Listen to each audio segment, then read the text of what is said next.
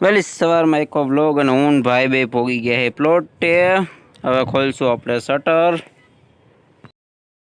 Shutter આપણું ખોલવા જેવું હોય ને ભાઈ લે હે ગાડી રિવેશ, ક્योंकि આપણે આજે જવાનું છે બાયણે ગાડી લઈને। થોડા ઘણા આપણે કામ છે પતાવશું। ગાડી લઈને નીકળ્યા ભેગા નાગ દાદા આવી ગયા હે રસ્તામાં, એના દર્શન કરી લીધા ગાડી ઊભી રાખીને। હવે આપણે નીકળી પાછા, આપણે જવાનું છે મારા મામાની ઘરે। ત્યાં આપણી બધી છોકરીઓને બધાને ત્યાં ઉતારવાના છે ને પછી આપણે બાયણે જાહું। આપણે પહોંચી ગયા છીએ ગોંડલમાં અને થોડીક જ વારમાં આપણે બાયપાસ રસ્તો લઈને સીધો કોટડા બાજુથી સીધા જવા દેવું। થોડીક જાજી વાર લાગી ગઈ ને આપણે પહોંચી ગયા છીએ મામાની ઘરે। ગેટ ખોલી નાખ્યો છે અને 4 વ્હીલ આપણે પાછી બાયણે કાઢી લીધી છે। ઘરના બધા સદસ્યો જો કે આપણા ભેગા આવ્યા હતા એ બધાને અંદર ઉતારી દીધા। વિડીયો લેવાનો આપણી પાસે ટાઈમ નહોતો મળ્યો એટલે મેં ડાયરેક્ટ હવે આપણે જાય છીએ મામાના ઘરે બધાને ઉતારી દીધા છે। હું ફટાફટ બેસી જાઉં ગાડીમાં ને પછી આપણે જાય આગળ, क्योंकि મારે ભાઈને છે થોડા ઘણા કામ એટલે એ પતાવશું। काफ़ी वार लगी गई क्योंकि रस्ता में ट्राफिक बहुत जाजू हतुं અને सीधा આપણે આવી ગયા છીએ રાજકોટમાં। क्योंकि રાજકોટમાં આપણે જવાનું છે આપણી દુકાન માટે સામાન લેવા બધોય, એટલે આપણે અત્યારે અહીંથી ટર્ન મારી દેવું હમણાં અને સીધા નીકળી જાઉં આગળ।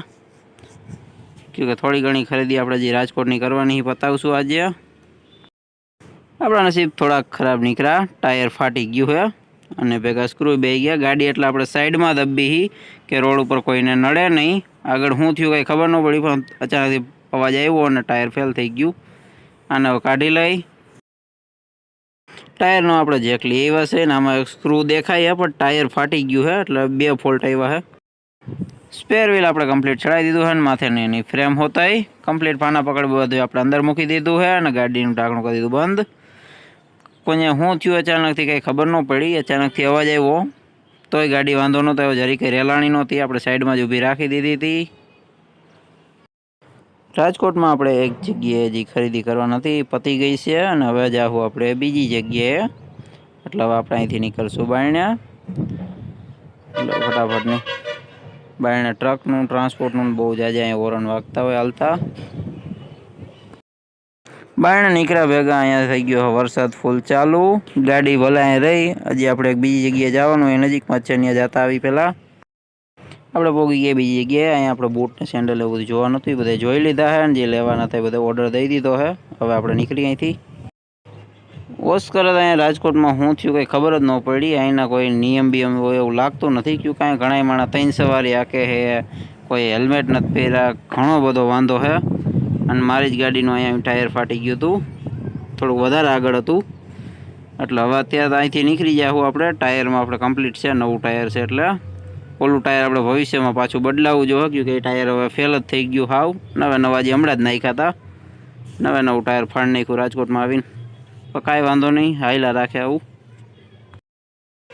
થોડીક વાર પહેલાં જ હું વાતો કરતો તો રાજકોટમાં કોઈ કાયદા આવતા જ નથી, નંબર પ્લેટ નથી, 3 સવારી છે, ઘણા બધું છે અને આપણી ગાડીની અચાનક ગાડી નાખી દીધી હતી, પણ કાંઈ વાંધો નહીં। હવે આપણે સામે વાદળા થાય તે પહેલાં નીકળી જાઉં અને થોડીક જ વારમાં પહોંચી જાઉં મામાની ઘેરે।